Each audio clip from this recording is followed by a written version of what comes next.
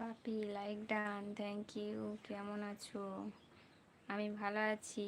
তুমি আজ লাইভ করবে বললে করলে না কেন বলো? কি করছো? কি করব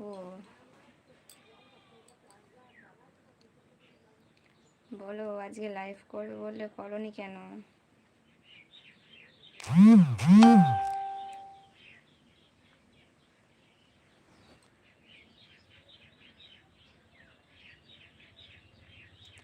মন ভালো নেই কেন? তোমার তো মন ভালো না থাকলে তুমি লাইভ করো, কালকেই তো বলছিলে।